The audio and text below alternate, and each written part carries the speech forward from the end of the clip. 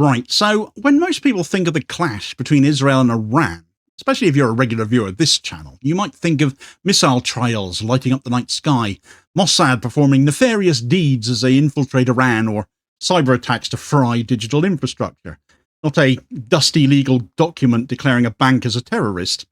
But in the latest twist of geopolitical theatre, Israel has swapped bombs for bureaucracy and declared war by spreadsheet. In a move as surreal as it is pathetic, Israel has now designated the Central Bank of Iran, along with two other banks and an oil company, as terrorist organisations. Yeah, an entire national financial system is now being treated like a militant cell. Defence Minister Israel Katz, because this is his demented measure, has signed the order apparently at the behest of Mossad and something called the National Bureau for Economic Warfare, because of course Israel has an office for weaponizing economies in order to seemingly ramp up tensions with Iran all over again. It's lawfare over warfare. It's symbolic chest thumping disguised as counter-terrorism.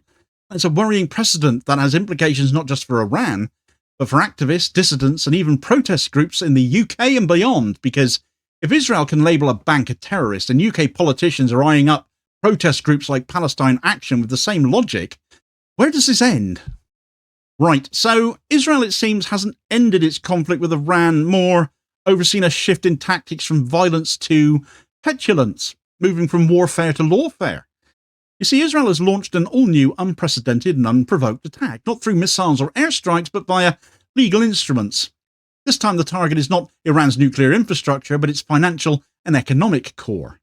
Israel's Defence Minister Israel Katz, following recommendations from Mossad and Israel's shadowy National Bureau for Economic Warfare, has formally designated the Central Bank of Iran, Bank Melat, Bank Shar, and the Sefer Energy Jahan Company as terrorist entities. The rationale for this is that all of them have allegedly served as conduits for financing terror organisations. Therefore, they should be designated terrorists themselves. What convenient timing that they do this right after getting their arses handed to them on a plate by Iran. Why did you not try this non-violent approach before launching missiles? Thought you'd win? This move is less about counter-terrorism and more about weaponizing international law to achieve strategic goals Israel has failed to reach through military means, and we're seeing signs of this same tactic, possibly at Israel's behest as well, happening elsewhere in the world too. So could this be the start of an Israeli-instigated trend? More on that in a moment. This calculated shift from warfare to lawfare does nonetheless represent an escalation in Israel's clearly ongoing campaign against Iran. But more troubling is what this means for international norms, the misuse of terrorism designations, and the potential for global replication of such legal abuses.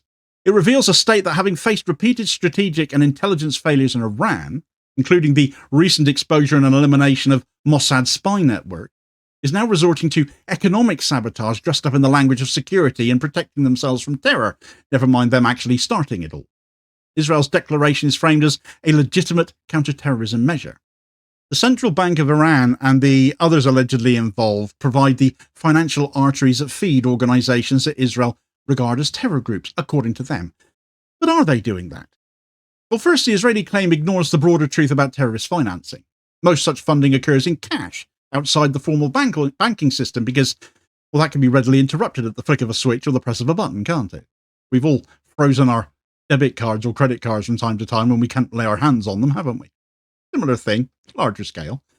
The designation of a central bank, especially one with no direct economic ties to Israel whatsoever, as a terrorist organisation, is not only symbolically absurd, it is functionally ineffective too. It doesn't really do anything. Just optics. It's something for the media to fixate upon. So it just comes across as petulant, as the Israeli baby tosses its toys out of the pram after Iran gave it a bit of a spanking. As even some Israeli analysts quietly admit, is a tantrum masquerading as policy. It's a reaction to mounting frustration over Iran's resilience and Israel's failure to deter it, or cause any meaningful damage to it. Moreover, this move isn't happening in a vacuum. Israel's actions come after Iran's intelligence services recently dismantled a number of Mossad spy rings operating on its soil. This move then is retaliation. And it's strategic. By branding financial institutions as terrorist bodies, Israel seeks to pressure its allies and other neutral countries into freezing Iranian assets, cutting off banking relationships and drying up Iran's access to global finance, all without firing another shot. But there's more beneath the surface. The real danger is not merely economic, it's the legal precedent it sets. This is not the first time Israel or its supporters have sought to stretch anti-terror legislation to serve political ends. In the UK, there's a troubling parallel going on right now. The grassroots direct action network Palestine Action, known for its protests targeting Elbit Systems, Israel's largest weapons manufacturer, who have factories in the UK, has recently been the subject of a campaign for proscription, again as a terror group. Throwing red paint over planes is terrorism. That's the charge, now apparently according to our ridiculous pro-Israel government. The campaign is being pushed by We Believe in Israel, a lobby group that a month ago began pressuring the UK government, apparently, to classify Palestine Action as a terrorist organisation. The group's former director, Luke Akehurst, is now a Labour MP, all a coincidence, I'm sure. The Zionist proclivities and influences of the Labour Party under Keir Starmer raises serious questions. Is the prescription of Palestine Action an example of domestic law being bent to serve the interests of a foreign state? The UK has a long tradition of protecting protest and political expression, even when controversial. To criminalise activism, particularly non-violent civil disobedience, sets a dangerous precedent, one Israel may be actively cultivating abroad. Just as Israel's economic war against Iran risks delegitimizing the entire concept of terrorism designations, so too does the attempt to criminalise Palestine Action threaten the integrity of democratic protest, and the winner on both counts happens to be Israel. This legal onslaught was initiated by Israel's Defense Minister Israel Katz. Katz signing that special directive following intelligence provided by Mossad and the National Bureau for Economic Warfare. The very existence of such a bureau frankly speaks volumes. Not only has Israel acknowledged economic sabotage as a legitimate strategy, though, but it's institutionalised it, because of course they have. And others doing similar as the UK government appears to be doing should be raising eyebrows about this. The stated purpose of this designation is to stop the funding of terrorism and cut off the financial oxygen to terror groups in Israel's view.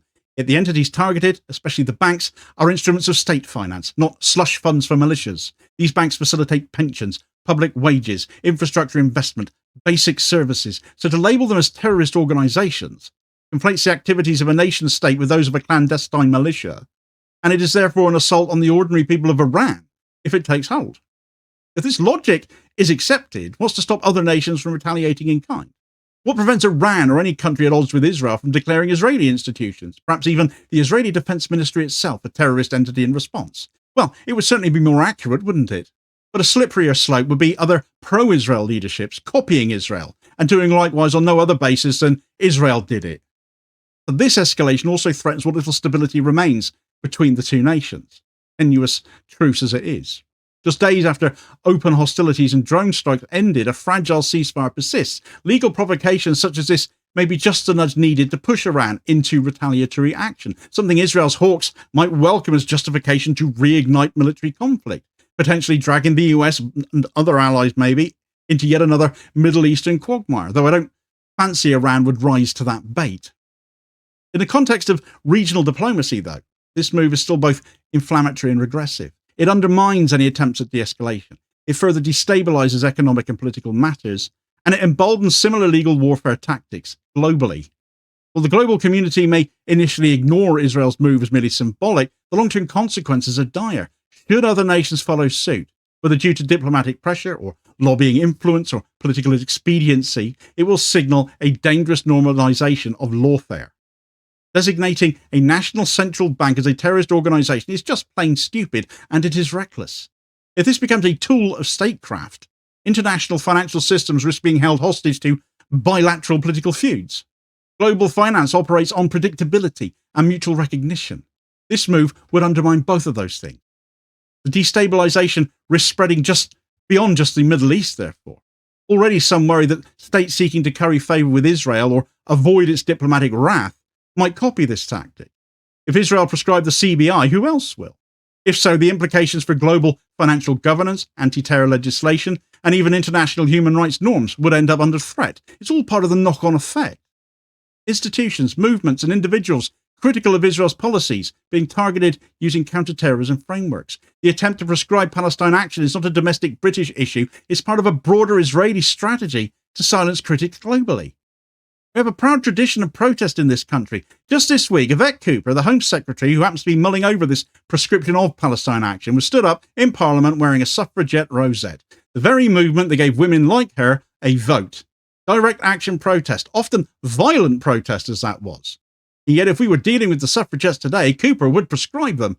Or at least she would if she were present in Parliament, because save for the suffragettes, she wouldn't even be an MP, she wouldn't even have a vote after all.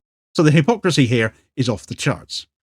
But whether through diplomacy or surveillance or lobbying or legal designations, Israel's long arm of influence appears willing to reach far beyond its borders to places where money still buys influence. Rather than prescribing Palestine Action, the UK should be prescribing Israeli finance to politicians. What begins with banks and protest groups, though, may not end there. It's journalists too, as we've already seen, targeted by Israel in Gaza, or arrested on trumped-up terror offences here in the UK, the likes of Richard Medhurst, for instance. How about human rights organisations? Well, we've already seen Israel target UNRWA and replace them with the lethal Gaza Humanitarian Foundation, who are what will be next. If we accept that legal instruments can be weaponised to suppress political dissent, no one is safe. Israel's legal move against Iran's financial institutions is not merely an act of foreign policy, it is a warning. It demonstrates how terror laws can be twisted into tools of economic coercion and political repression. It sets a dangerous precedent that other states may follow to the detriment of international law, human rights, and civil liberties. This latest phase in the Israel-Iran conflict underscores Israel's unwillingness to engage in peaceful coexistence with Tehran and its growing reliance on unconventional, legally dubious strategies. It is a policy driven more by vengeance and insecurity than by necessity or prudence. And at the same time, the creeping attempt to criminalise groups like Palestine Action reveals a broader agenda at work, the global suppression of dissent against Israeli policy. Whether through banks in Tehran or protesters in London, Israel is attempting to rewrite the rules of engagement in its favour. And we need to be more aware of this because it isn't getting reported in mainstream media as usual. So do support your favourite independent media if you can, who absolutely will. Meanwhile, for as much as Israel are trying it on with terror designations, it is Iran who has very much had the last laugh as this tenuous ceasefire between the two states has come into effect. Do check out why this is, and this video recommendation here is your suggested next. Please do also hit like, share, and subscribe if you haven't done so already, so as to ensure you don't miss out on all new daily content, as well as spreading the word and helping to support the channel at the very same time, which is very much appreciated, holding power to account for ordinary working class people, and I'll hopefully catch you on the next vid. Cheers, folks.